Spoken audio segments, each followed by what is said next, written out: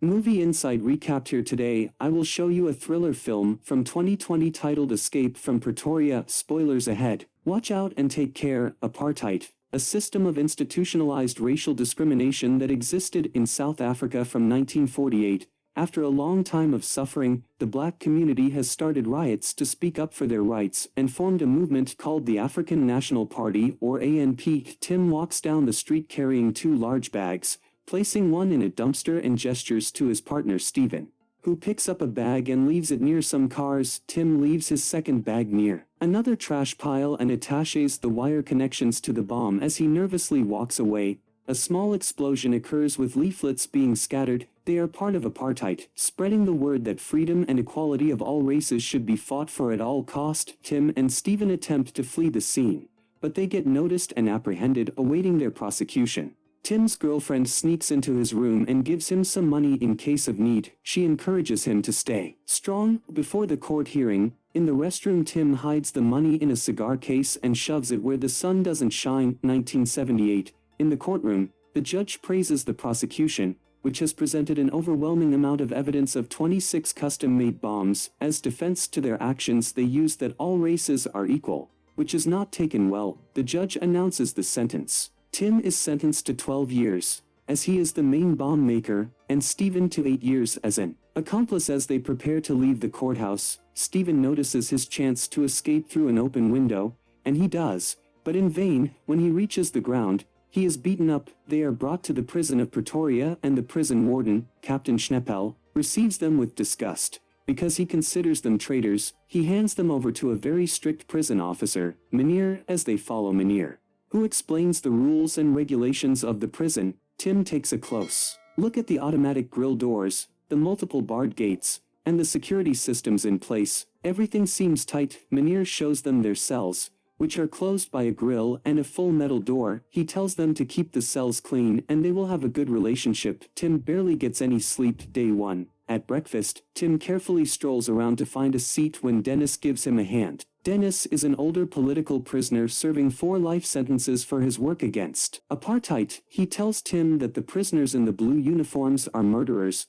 while they themselves in the gray uniforms are political prisoners. They notice Stephen and make some ruckus to get his attention and join them. Dennis asks them about their sentences. Stephen confidently tells him for how long they are sentenced, but they don't plan on staying that long. A French prisoner, Leonard, eavesdrops on them. Potluck accidentally spills the soup and Meneer makes an example out of him. Later in the day, when the prisoners are exercising in the prison yard, Dennis tells them everything they need to know about the prison's layout, the height of the walls, the searchlight, and the guards, and advises them against trying to escape. Dennis tells them about the wall next to the public road, which is always guarded by a sniper. He also tells them that people always sneak in money with the idea of escaping within a week. But that does not happen, and advises Tim to give him the money for safekeeping before he gets an infection. After Dennis takes his leave, Leonard approaches the duo and says that Dennis always discourages anyone who talks about escaping. He believes it is possible and offers his help. In return, he wants to be included in their plan. Captain Schneppel observes them and finds them fishy. On Dennis' advice, Tim gets the cigar case out of his system and,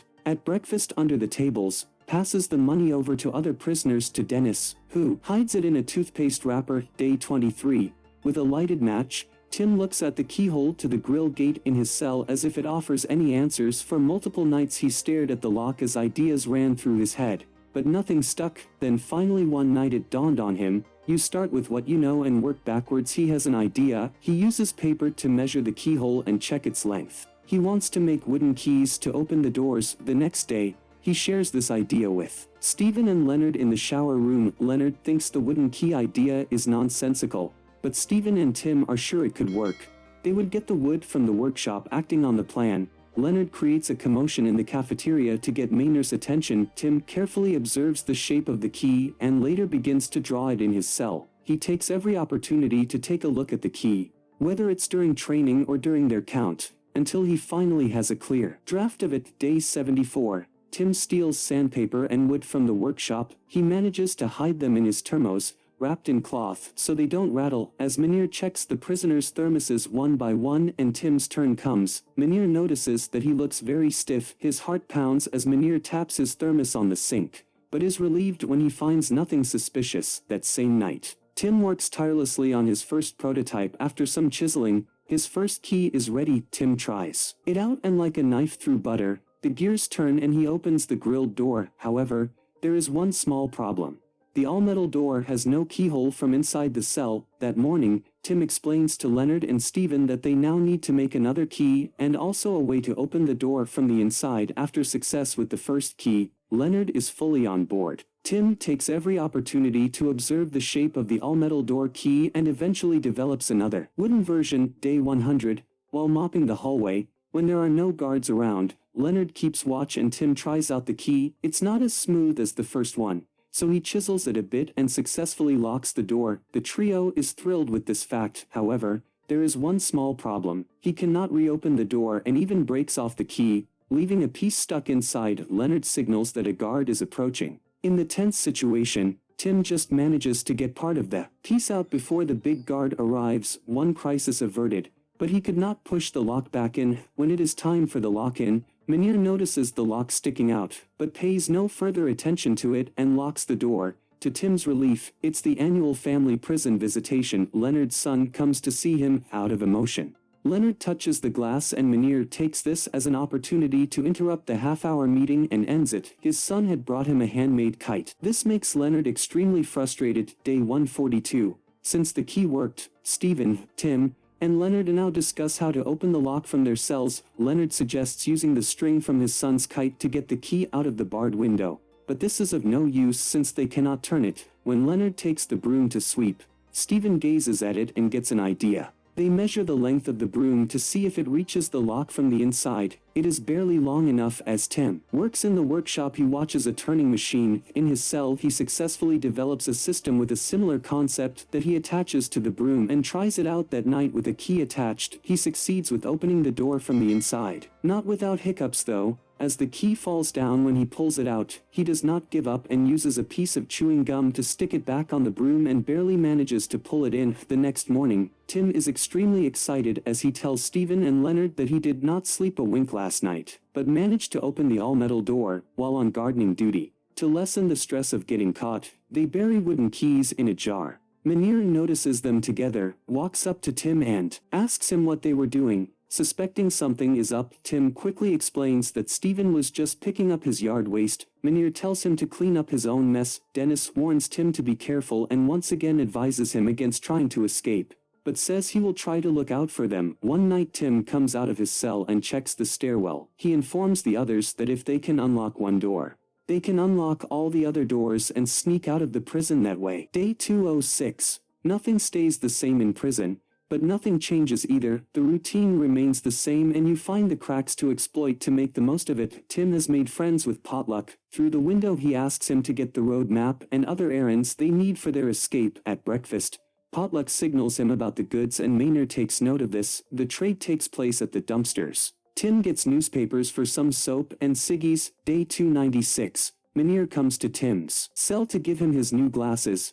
which he ordered, and to let him know that Potluck has been put down for smuggling. This makes Tim even more determined to escape, as he remembers his wife telling him to stay strong. That night, he and Leonard make dummies on their beds and get out of the cell. They carefully descend the stairs and approach the next grilled gate to try the keys. Right around the corner is the admin room. They know it is the night shift of the big guard, so they are warned a good time before his approach. They are still sweating with worry, but find one of the keys to this gate works. The big guard's music stops and he goes on a night patrol. Tim and Leonard hide in a closet and just manage to keep the door closed. As the big guard walks up the stairs in his slow walk, they sneak out and pass the admin room and try their keys on the next doors, opening them with success. Steven signals with a cough that the guard is finishing his patrol and will return soon. They just manage to lock the door and hide in the closet as the guard descends the stairs. On his way back, the big guard notices the sweat but doesn't think much of it. The duo returns to their cells. Tim is overly excited and hides pieces of keys in a cup. That morning, Captain Schneppel with other guards enter Tim's cell. He has slept through the wake-up call. Schneppel curiously asks Tim if he is sick, implying that he wants to know the reason why he overslept. Schneppel's 20 years of experience tells him that he overslept because Tim is tired. And he is tired because he does not sleep at night, but all Tim can do is apologize. He is sent out and they search everyone's cells for clues. Tim is called back and the cup with his toothbrush falls over and the key pieces fall out. Captain Schneppel picks up one of them and asks what it is. Tim barely keeps his nerve and quickly comes up with an idea that he made them to hold up his parents' picture. Schneppel is sure that Tim is hiding something and vows to find out. It was a close call. The following night, Tim has a panic attack because his nerves give up, but he keeps going. He narrates that the obstacles presented a new way of looking at things, so that the whole prison became their hiding place. For several nights they snuck out and kept making new keys for their escape. They begin to make many other preparations for their escape and manage to get civilian clothes from the laundry. Day 404. Tim gets a tooth infection and the nurse says he needs to be taken to the clinic. When Maynard escorts him, Tim learns that there is a button to push to open the automatic door. He also sees that a new guard tower is being built. It is Christmas Eve and they have made all the preparations. Tim, Stephen and Leonard present their plan to Dennis and the other prisoners. They have made 39 keys for 15 separate doors. Dennis and the others argue that they have nowhere to go even if they get out. The group fails to convince anyone to join them in their escape. Dennis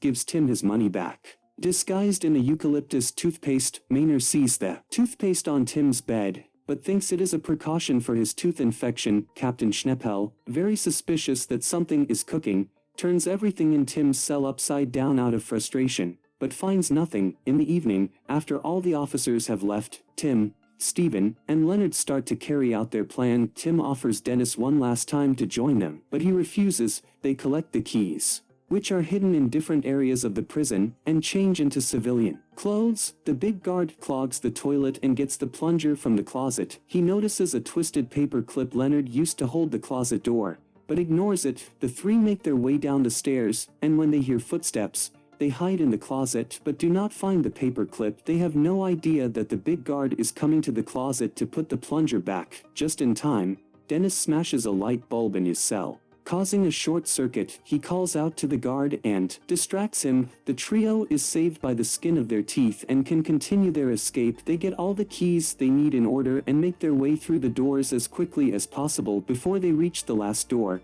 Leonard goes back and successfully opens the automatic door. Everything goes smoothly. The gate is wide open and they can see the street. It's beautiful. They hug each other and attempt to open the last door. That's when they realize that none of their keys work. Their dreams are shattered in an instant and Tim says they have to go back. They cannot go back. Leonard notices that the door frame is made of wood and using a screwdriver and a chisel, he tries to force the door open. He is loud and Tim is worried, but Leonard is determined. He manages to break it open and they sneak past the sniper. Confidently, they march out of the gate so as not to arouse suspicion. They find a taxi to take them out of Pretoria and laugh ecstatically, not believing they have made it. The next morning, Maynard discovers that Tim, Stephen, and Leonard have disappeared. Stunned and angry, he sounds the alarm and all the prisoners laugh. Tim, Stephen, and Leonard reach London via Mozambique and Tanzania, where they continue to fight apartheid. Dennis was finally released 5 years later, in 1985.